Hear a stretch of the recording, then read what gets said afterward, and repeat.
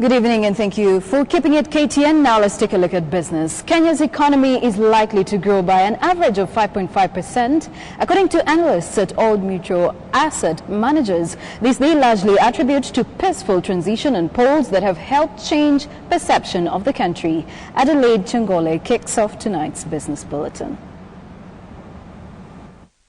All mutual asset managers anticipate an upswing in the economy thanks to a stable microeconomic environment brought about by low inflation, a less volatile shilling, and the onset of the long rains. The government's decision to invest in agriculture should also bode well for the country, as it will uplift the economic status of a majority of the population and insulate Kenyans from price shocks and weather elements.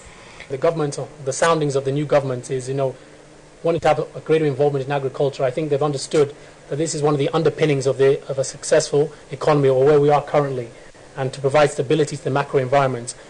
Kenyans will also be able to borrow money from financial institutions at much more favorable rates going forward as banks begin passing on the benefits of the previous central bank rate cuts. The fund managers also expect CBK to adjust the base lending rate lower over the course of the year to encourage further borrowing.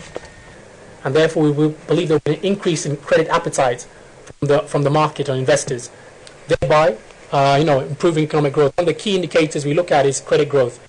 The constitutional requirement that specialists head government ministries will also be a huge advantage to the economy, as it will spur improved policy making. This will be crucial to the management of crucial resources such as oil and gas that could be the key to the reduction of the soaring import bill, even as it increases government revenue. But the fund managers raise concern about the high recurrent expenditure, saying it poses a threat to development programs. They called for fiscal discipline from government to ensure debt did not become a burden to Kenyans. Adelaide Changole, KTN Business Today. Despite the onset of rains around the country, farmers in Kiani region of Nyeri County are facing another round of poor harvest. This is due to their resistance to use certified seeds during the planting season. Philip Keitani tells us more.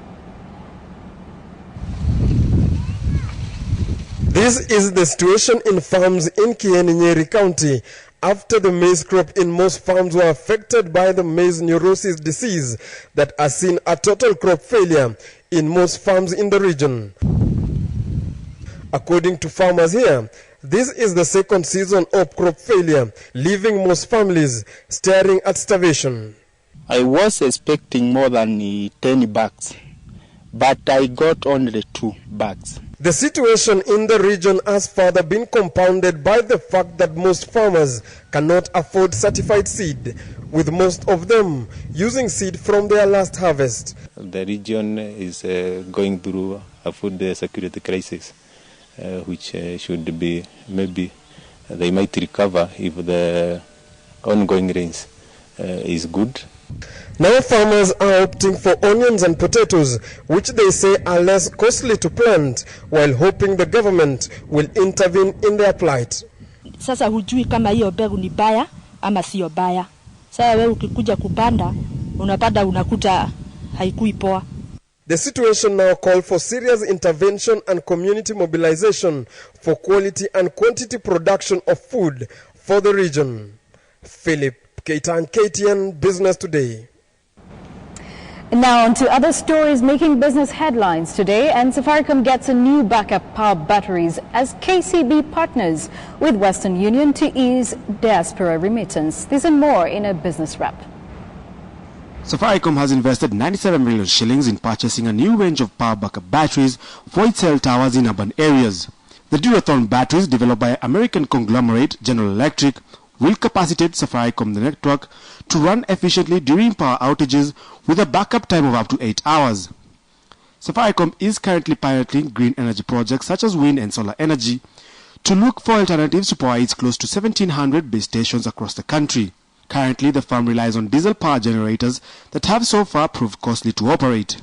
Elsewhere, Kenyans in the diaspora can now send money straight to their loved ones' accounts through Western Union. This follows the launch of an account-based money transfer service by Western Union and the KCB Group. This allows KCB customers in Kenya to access Western Union international money transfer into their bank accounts via online banking as well as through KCB retail network. The account-based money transfer will allow recipients to move funds directly into their bank accounts in minutes once it has been sent from any of Western Union's 489,000 agents located worldwide. And finally, GoTV has rolled out its services. The service was officially launched by MultiChoice Kenya and KCB to Uasin Gishu County and its environs. Uasin Gishu County residents are now set to benefit from easy access to an increased number of channels with enhanced picture and sound quality, synonymous with digital television at a price they can now afford. GoTV provides television lovers with a digital quality picture and sound and an exciting range of local and international channels.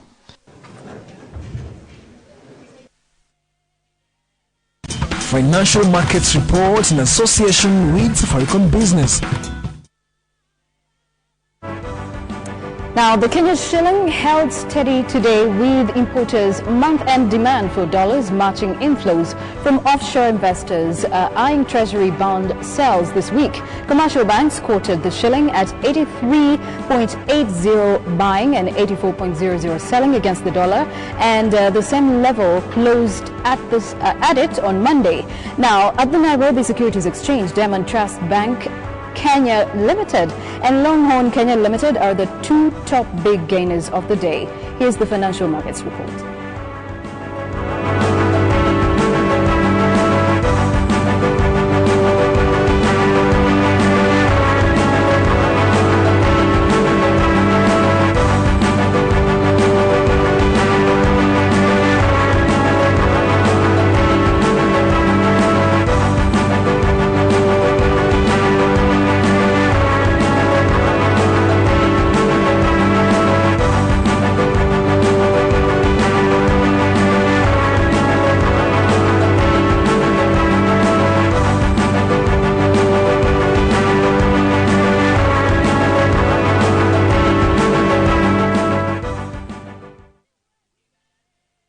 Financial Markets Report in association with Safaricom Business. For all your business communication needs, SMS 0702 000 777. And that's business for tonight. Do join me again same time for yet another edition of KTN Business Today. I'm Joy Doreen Bira. Have a good night.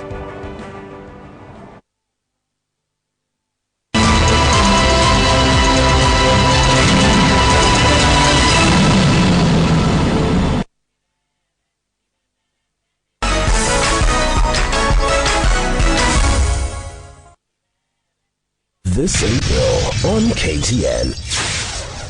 Bring 'em out, bring 'em out. Bring 'em out, bring 'em out. What a start. Bring 'em out, bring 'em out. Bring 'em out, bring 'em out. The Celtics. The first 3-point try is good. Impressively. Points have gone to Spurs. Here's an attempt. Bodies flying all over. And put home by Jared Sullinger. San Antonio. And what a start. And it has done 7 points. NBA Basketball, Saturday, 1:30 p.m. This is the Pan-African edition of the Guinness of Football Challenge. Welcome to our viewers in Kenya, Uganda, Tanzania, Cameroon, and Ghana. Brilliant shot. The best of football game show in the continent.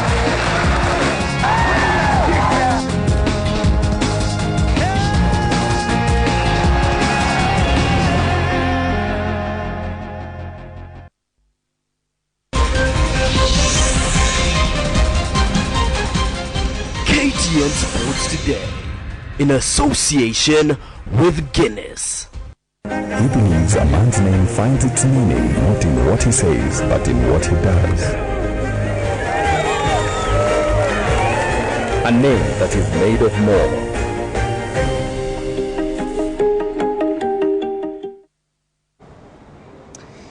Good evening. The 2013 Women's London Marathon winner Priska Chepto is back in the country, and she got a rousing welcome today when she arrived in Nandi County. Chepto returned after winning London Marathon on Sunday. Also, the winner of The winner of, beg your pardon here, the winner of Hamburg Marathon in Germany, Eliud Kipchoge, has also returned home.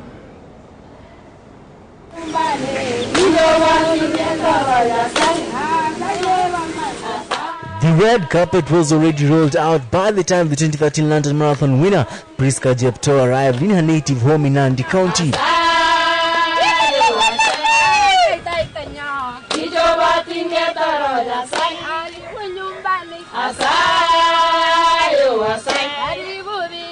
Jepto had finished second in 2 major marathons, including the Olympics in London last year, says in as much as she wants to be part of the World Championships team in August in Russia, she has to consult her coaches first. Kabla kocha chafika kutoka huko Italy, alafu tutakuja kuketi pamoja na yeye na manager wangu. Alafu tutaongea, alafu tuone race ni mimi nitakimbia, kwa sababu inategemea sasa race ni mimi nitaenda. Kwa sababu pia najua hawa watu wa AK hawa kweli wataniona, lakini nitaamua race ni mimi nitakimbia, na tena nitaamua manager wangu tena ndio ataamua tena. Furahi sana kuona msichana wangu ameshinda huko Marado. Ninafuraha sana, hata nikafuata yeye mpaka kwake, kwa maana yeye ameolewa. Sasa ninafuraha tu, sina neno. Also arriving was the new Hamburg Marathon champion Eliud Kipchoge. Kipchoge, who is an accomplished 5,000 meters runner, shocked many on Sunday when he won in Germany on his first attempt in the longest version of the road race. The course record time of 2 hours 5.30 minutes is what has inspired him more, and now he wants to attempt the big city marathons. 42 kilometers is a long journey, and every step there is a challenge. But all in all, we overcome the challenge and we ran a good time. We appreciate that these guys don't have a good training facility in Eldridge, and as a government, we are going to work on that. I still would like to urge the government to ensure that Kipchoge Stadium is ready for them, because it's very important that our athletes are able to invite even their own friends to come to the city of champions, Eldoret. And without a facility, it is impossible for them to have exchange programs with their friends. The last time Kipchoge won a medal was at the 2010 Commonwealth Games in India, where he bagged silver in both 5,000 meters and 10,000 meters. Victor Ogale, KTN Sports. Harambee Stars coach Adel Amrush has named a provisional side that will go into the camp as they eye the return leg of the 2014 World Cup qualifiers against Nigeria. Wilson Obungu has made a comeback to the national team alongside Kennedy Otieno, David Kingatwa, Bernard Baraza and Daniel Murage. The visitors saw little of the ball, however they made the most. The national soccer team Harambee Stars coach Adel Amrush included 5 new faces in his provisional squad that will face Nigeria. Some of the notable names in the list include Wilson Oburu from Bandari, who makes a comeback to international football. Other names who make their maiden entry into the international fray include Thika United's Kennedy Otieno and David Kingatwa, Sony's Ben Baraza and Chemel Sugar's Daniel Murage. And even as the names were unveiled, Kenya's earned an invitation to play in the 2013 COSAFA tournament. FKF has confirmed the invitation and has promised that the Stars program does not clash with the ongoing Tusker Premier League. We will have a discussion with the KPL. And you know, it does not mean that we have all the players from all the clubs. There are clubs who may, it depends on the selection of the national coach. The tournament is expected to give Amrush's charges the much-needed international exposure. We are actually waiting to tell us how many other countries have. They have also invited a few other countries outside COSAFA. So in the next 1 week or so, we will get all the particulars. The federation has in the meantime come clean on the limits it can reach in dealing with certain clubs whose supporters engage in hooliganism. We can only take sanctions, we can only ban you, we can only give you a live ban, we can do that. But other things is the police who are supposed to do that. The federation absolved itself, saying their hands are tied since their respective committees dealing with such cases. Reporting for KTN Sports today, I'm Hassan Juma. Elsewhere, Kenya lost to Namibia by 8 wickets in their third match in their tour of Namibia. Kenya had won the first 2 matches first against the Netherlands and the other against South Africa, emerging side. But the hosts, Namibia, who had won the toss and chose to field, they had restricted Kenya to 190 runs for the loss of 5 wickets in their allotted 20 overs. Rakeb Patel, who came at number 5, was not out for 58, the highest run getter for Kenya. Tanmay Mishra was the first to fall in the 5th over, leaving his opening partner Rale Obanda to collect 32. Former skipper Maurice Ouma added 40 runs before he was removed by Tobias Vani. Raymond Van Schuur's half-century helped the host in their chase. Van Schuur, who opened with a peaky front, was not out for 67, but his partner had not stayed long enough after Mishra caught him off Nehemiah Odhiambo's delivery. To a story that has many people talking, speaking and possibly celebrating. 20 times champions of England and 13 times the champions. I'm speaking about Manchester United are the new champions of the English Premier League after Robin van Persie's 3-0 win, scored 3 goals rather in Manchester United's 3-0 win against Aston Villa last night to secure their title with the round of matches left to play. Van Persie was handed the number 20 shirt in pursuit of that 20th title, and £24 million was the prize. His goals, first in the 2nd minute, then 13th